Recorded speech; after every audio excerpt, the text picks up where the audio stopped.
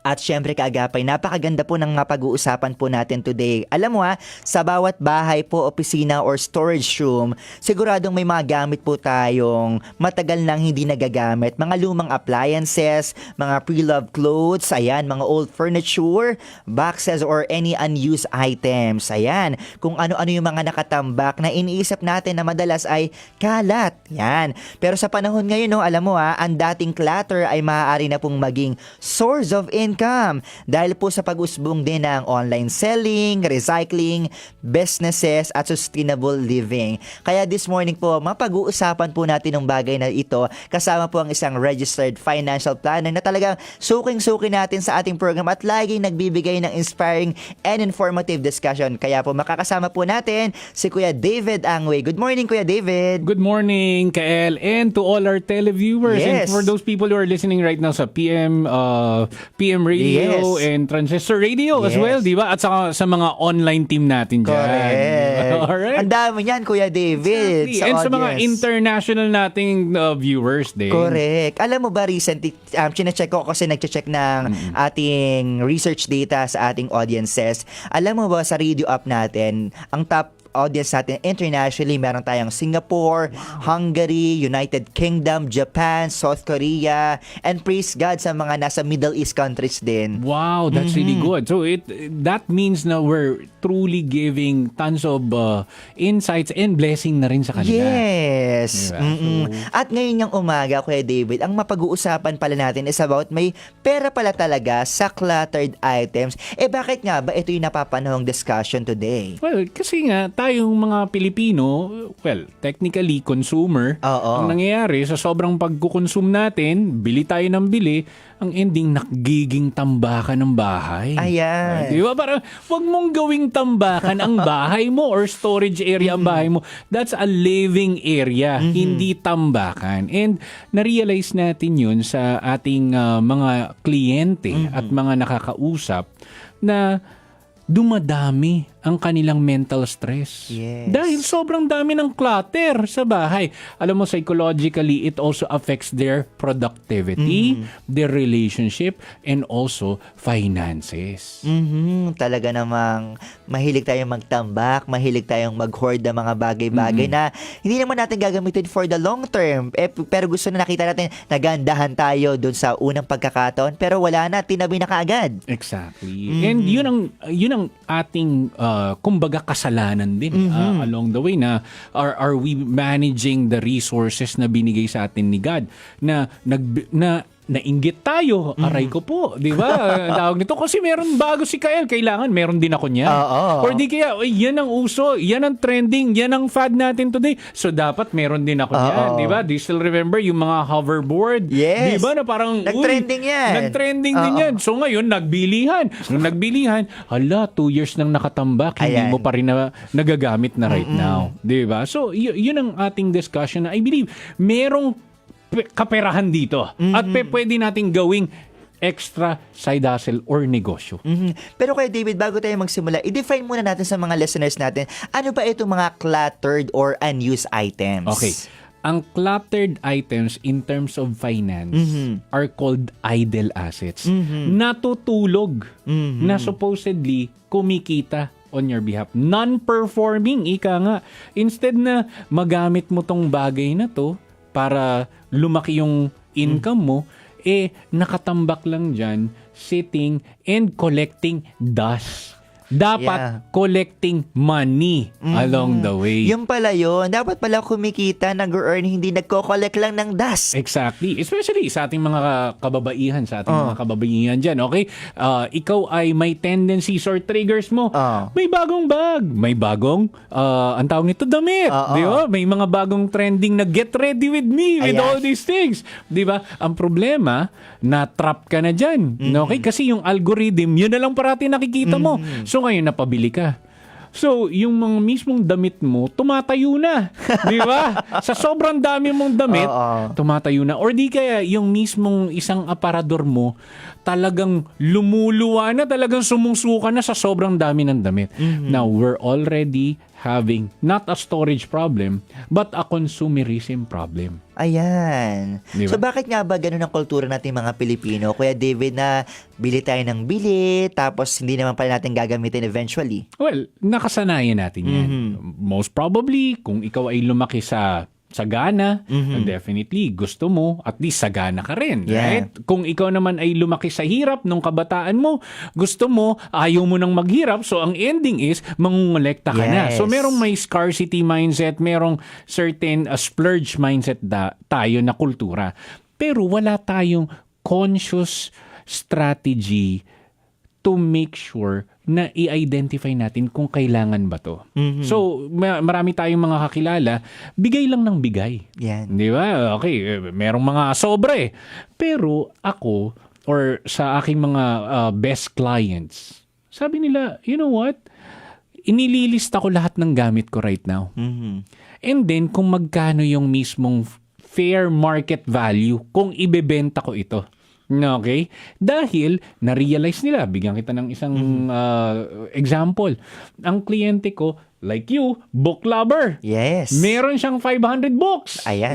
Di ba? Pero kalahati nun, he knew na hindi niya na mababasa to.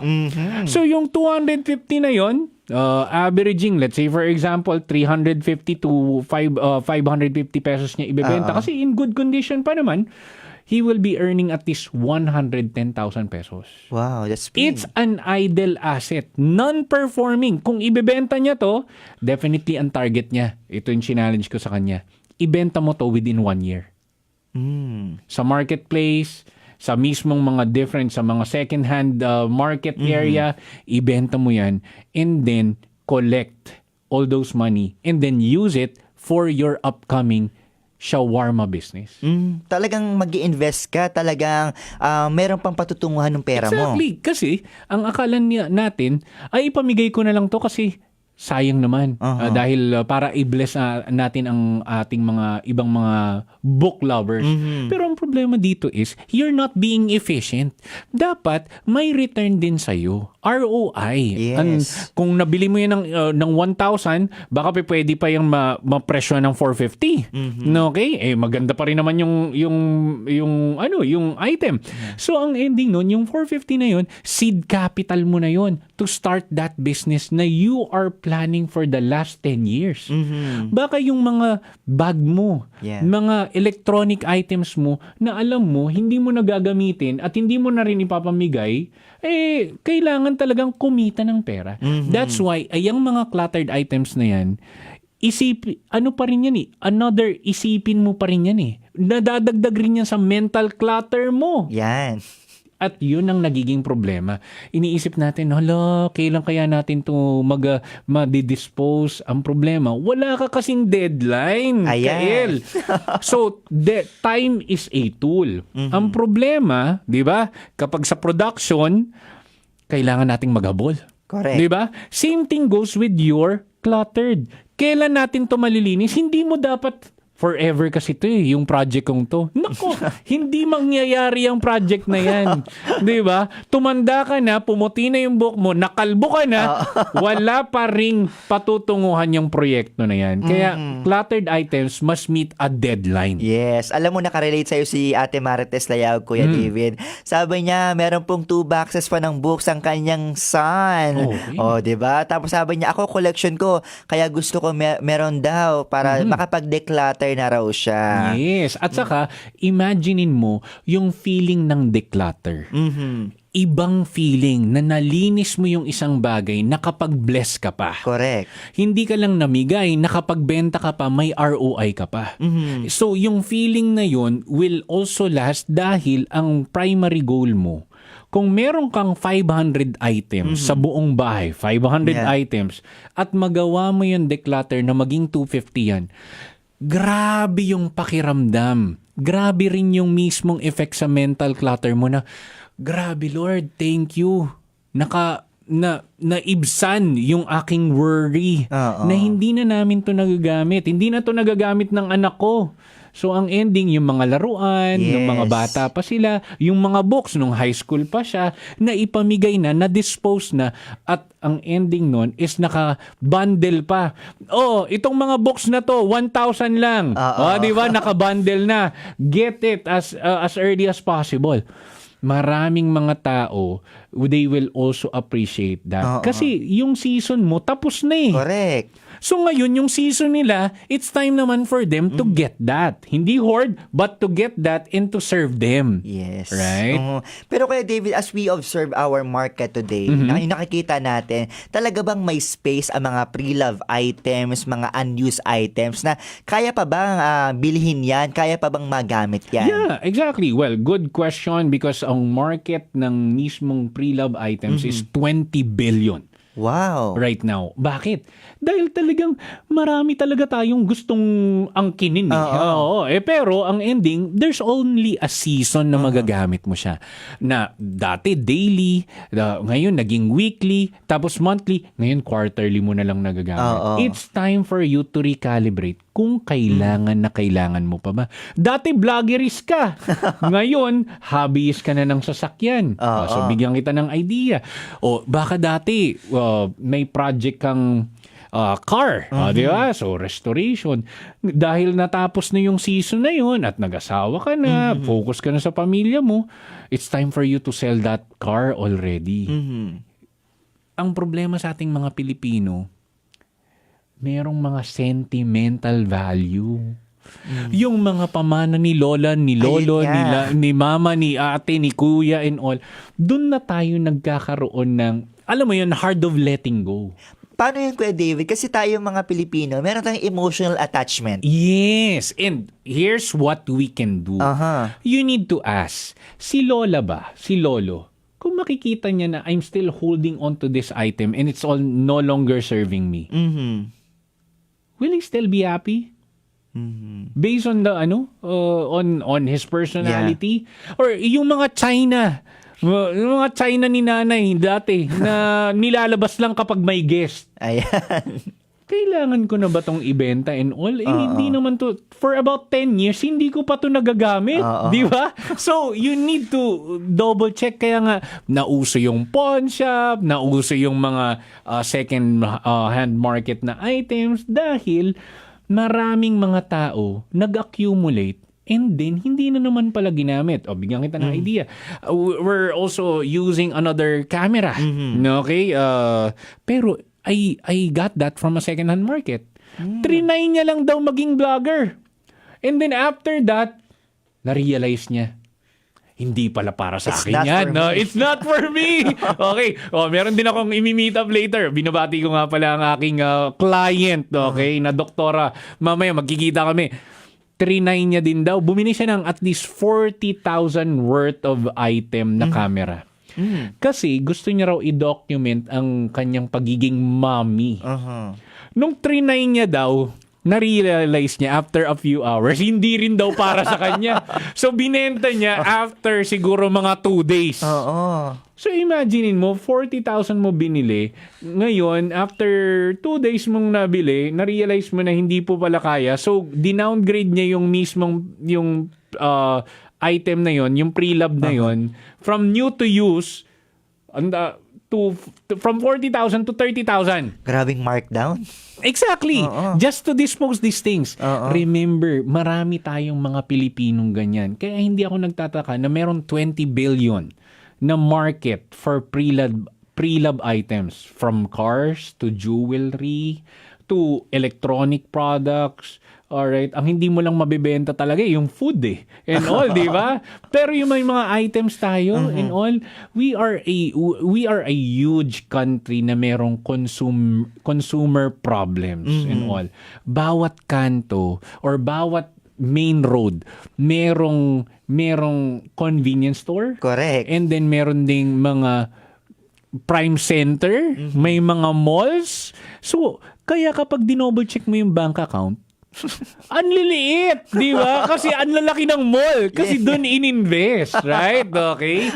And that's why paborito tayo ng mga consumer electronics na mga company because every release nila, naka-line up yan. Yun nga kuya, dito pa nga lang talagang hindi pa nagbubukas ang mall. Exactly. May mga nagka-camping pa. Correct. And all because they really want to have the first glance ng mismong mga items na yun. And that is something na we need to be aware of and be conscious of na tayong mga Pilipino, we could have saved a lot of money. Pero ang kultura kasi natin is sunod sa uso. Remember, kung susunod ka sa uso, make sure na yung savings mo, unahin natin. Dahil yung mga savings na yan, let's say for example, kapag ikaw nagkasakit, ibebenta mo lahat ng mga pre-love items mo. And you don't want that. Na guys, where I'm selling all these things because meron akong sakit. Ang CKD or chronic kidney diseases are leading cause of problem right now. The more na may fast food, the more na may nephrology center. Okay, or dialysis center. Right now, kumikita ang dialysis center ng 3,500 per session. Sa mga hospitals nowadays, it's 16,500 up to 20,000. And that's 3 times in a week. In a week, So, you're already losing your life with all those things, 3 hours per session. Pero, imaginein mo, bawat item na ginagastos mo, it's also a portion of your life. So, ang tanong ko nga doon sa ating friend, okay, bibili ka ng ng brand new sunglass, okay? Worth 11,000. Wow! Okay? Pero gagamitin mo lang sa quarterly. 11,000 divided by 4. Guys, help me with the math. Okay? Di ba? Kung 12,000 yan, 4, 8, 12, 3, 6, 9, 12. So at least 3K, roughly estimation. Okay? Ang question doon, cost per usage ang tanong natin doon. Kung hindi mo ginagamit yung item, you might need to sell it na lang because kung one time, big time mo lang siyang gagamitin tapos walang ROI, sayang. Kaya mag-compute tayo before tayo magbili ng mga gamit na yan. Kasi tingnan mo kung yung ref, bibilhin mo at that's worth 20,000. Kasi we know ref is actually something na necessary every single day. Good yon. Pero kung let's say for example, bagong mga camera. And hindi mo naman magagamit all the time. Alright? Then, you need to rethink twice. Kung 40,000 yan, ilang days yan ng buhay mo? Yes. Di ba? That's another good way of thinking. Correct. Na, is it worth ng, ng 10 days ng buhay ko? Ng work days ko? Is that really a good decision making? Mukhang hindi. Di ba? Yung bagong sapatos na yan, na bagong release, that's worth 10,000 pesos right now. How many days ko yan? Man, kung 1K ako per day, that's 10 days. Pero hindi pa naka-include yung taxes doon. Patay tayong bata ka, di ba? So, you rethink the way how you use that, and I hope na maliwanagan ka. May comment si Ate Aluda Velabed mula, listener natin sa South Korea. Wow. Sabi niya, correct yan, ang isa sa pinakamahirap daw sa kanya is yung emotional attachment, which includes memories of sweet yesterdays. Kaya, hindi daw niya ma-let go. But I'm praying na yung mga hard to be able to let go, talaga makayanan niya. Just recently, naluha daw po siya kasi I'm showing the item, tapon or ipasa daw sa iba. Lalo na if real pre-love, yan yung gawa. So, salamat po. Ito naman si Ate Grace Reyes, sabi niya, lahat daw ng pre-love niya damit, pinamimigay daw niya at pinadala niya sa Mindanao sa mga kamag-anak niya. Super sarap daw sa pakiramdam na masaya sila at natanggap. Dati daw mahilig siya sa mga bags at mga damit. Ngayon napapaisip siya kung isang beses lang niya na isuot kasi ayaw niya na magasgas. Ayan na nga Pero habang tumatagal na wala na daw siya ng value. Kaya ang ginawa niya, pinamigay niya na lang. Okay, this is really good thing. Pinamimigay mo, walang problema doon. Pero let me encourage everybody who's currently listening.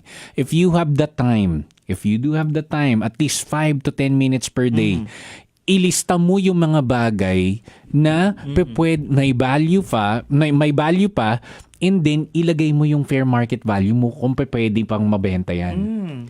Huwag ka lang mamimigay. Yes. Because at the end of the day, buhay mo rin yung mismong pinang-invest mo Correct. So at least kahit pa paano, bigyan mo ng ROI yung buhay na inilagay mo sa mga bagay na yan. Usually, Sir, Kuya David, sa mga gantong items, ano ba usually dapat yung value niya? For example, binili mo siya ng ganitong amount, magkano ba dapat yung i-mark down mo? Oh, good question. mag-research ka, i-double check mo kung pwedeng doon sa mga nagbebenta rin yan. Alangan man ikaw lang ang nagbebenta ng ganyan, di ba? Or di kayo nangolekta ng ganyan. So, i-double check mo. You look for the sweet spot. Dahil, kapag nakita mo yung sweet spot at nagkaroon ka ng mga followers na, uy, maganda pala yung mismong feedback nito sa akin, eh di mas mataas ang chance na maibenta. Gandahan mo din yung pagpipicture. Wag yung, gandahan mo yung lighting. Dapat aesthetic. Exactly. Dahil kapag ginawa mo yan, mas nai-entice ang mga tao na bilhin. At saka dapat nakikipag-communicate ka rin ng much better. Dahil remember, price is what you paid, value is what you get. Kung nakita nila na medyo mas mahal ka along the way, hindi yun ibig sabihin garantisadong sa iba na sila bibili. Baka naman kasi yung iba, nakakompetensya mo, ng pre-love items na yun, mabagal mag-reply. Correct. So ngayon, dahil mabilis ka mag-reply, ay mas gusto ko to. It also adds up directly sa price and value na yung ipamimigay mo, maibebenta mo pa. Diba? So ngayon, i-audit mo lahat ng mga items mo sa bahay, from electronics or anything na memorabilia. Then, ilista mo kung magkano. And then, i-add mo lahat. Ma-i-encourage ka. Kasi, grabe, ang dami ko palang idle assets. Siguro mga 50 mil to.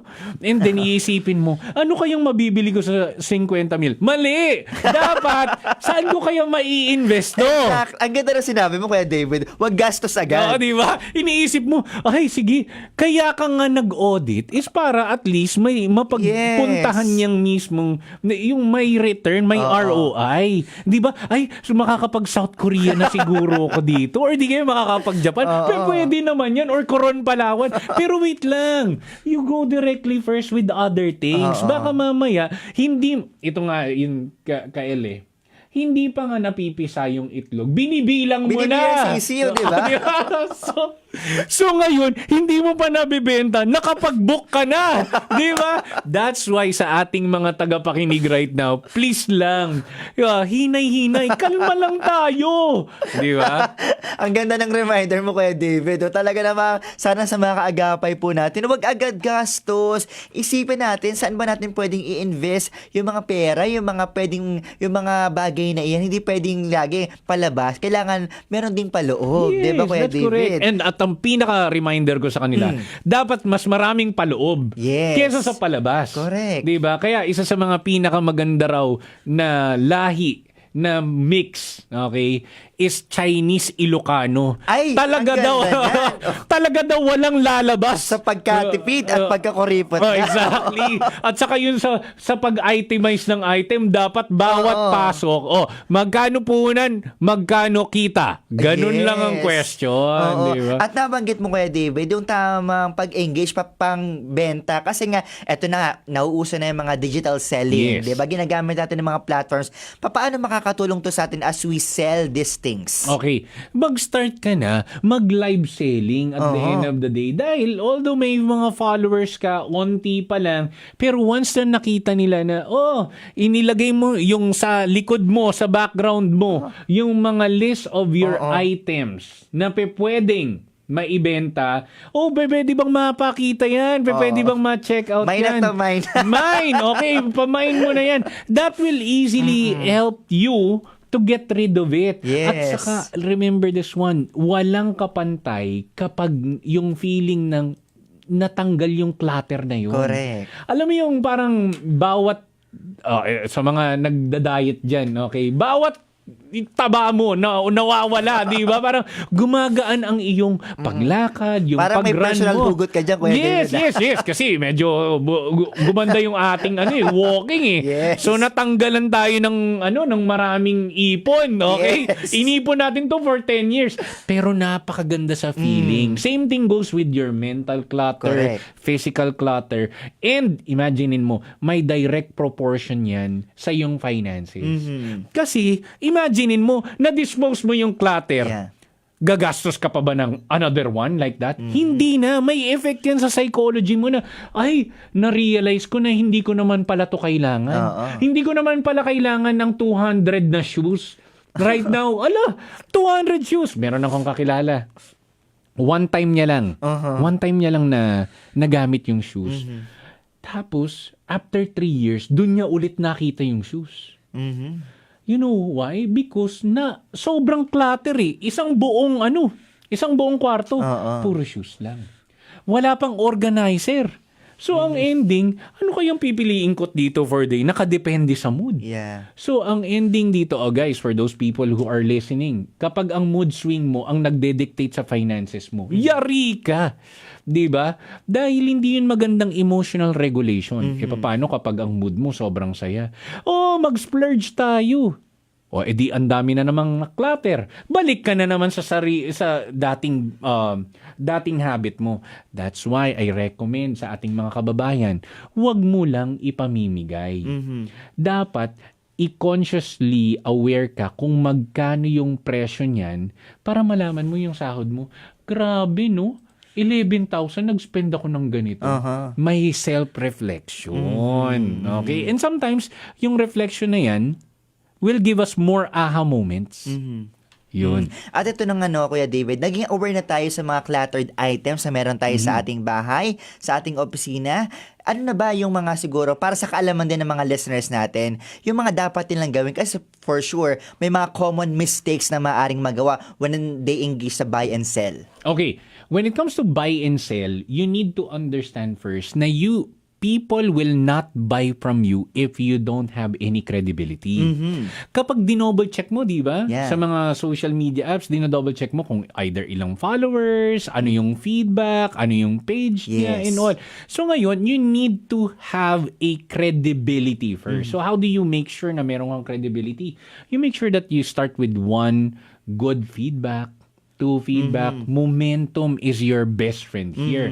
So when it comes to the buy and sell, syempre, kung ikaw ang seller, there are also scammers na buyer. Correct. So you don't want to send the item first without the payment probably. Or di kaya, I use a third party collector para kapag sinend ko na yung item, yung third party collector yung makakakuha ng mismong payment and all. Kaya kahit hindi siya mag-show up, hindi niya makukuha yung item. Or kung mag-show up man siya, hindi niya pa rin makukuha yung item without the release ng funds. Correct. Diba? So again, marami tayong mga seller na i-scam din.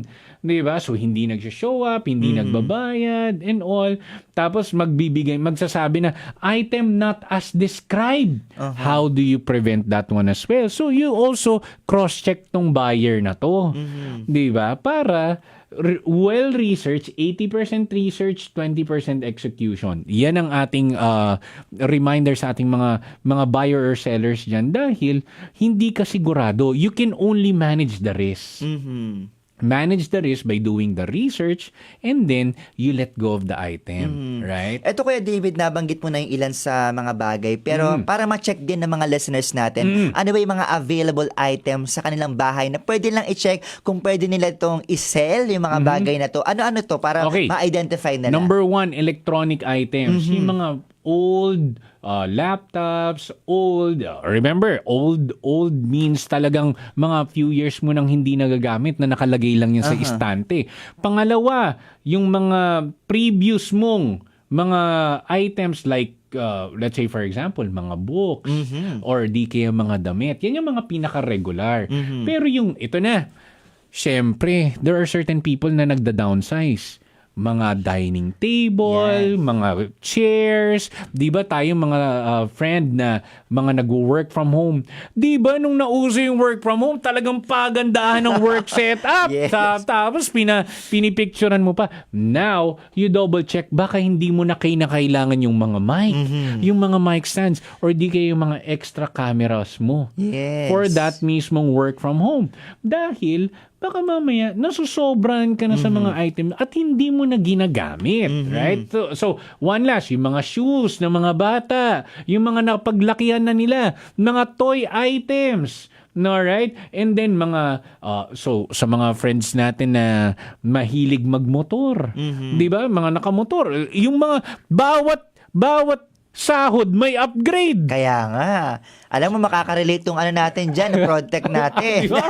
Di ba? So baka mamaya, bawat sahod merong upgrade. May ba? So baka pwedeng ibenta yon, tapos ilista mo na muna and then ibenta mo. Yes. Okay? Para at least ma-separate mo. Grabe yung grabe yung upgrade ko pala dito. Di ba? Hindi ako nag-car, pero ang tindi kasing presyo na ng car yung motor ko dahil sa upgrade. Ganon ang dating. Kasi by the way guys, I just bought a new motorcycle. Yun. That's why, sabi ko, ganito pala yung mindset ng ating mga kamotorsiklo din. No? So sabi ko, aba. Baka maging ano ka na rin, motovlogger Kaya, ka. oo nga.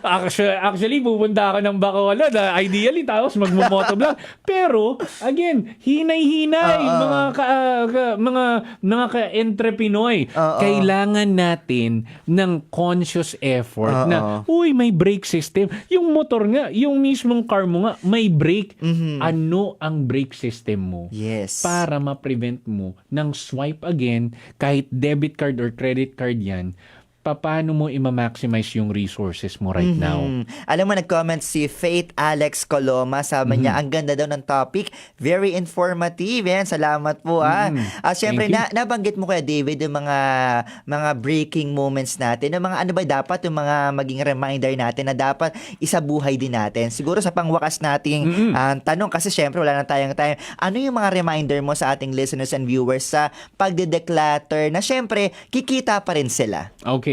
Number 1, yung mga i-declutter mo na yan, na you are willing to let go, that means that those items serve you very well. Yan. Okay?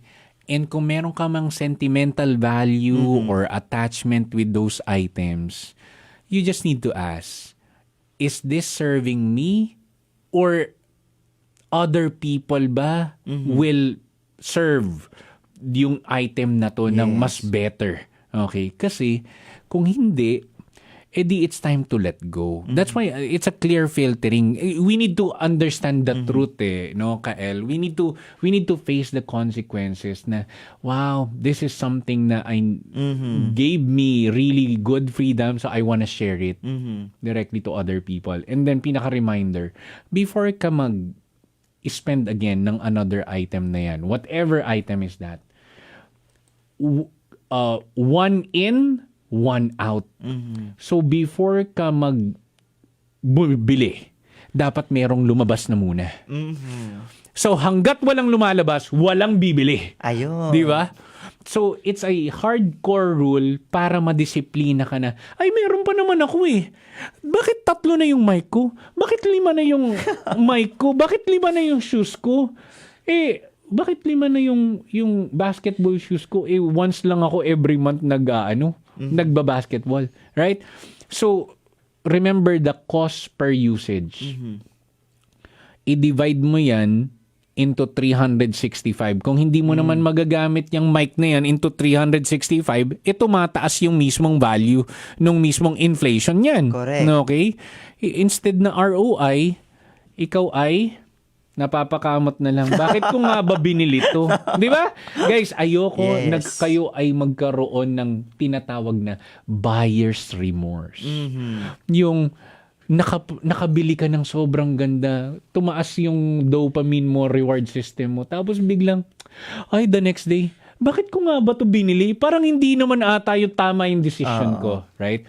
So to avoid all those things, I think you need to also have an accountability partner. Yes. Insert that. 1, kung meron kang wife or husband, ask them. Okay? Consult. Pangalawa, i-ask si God.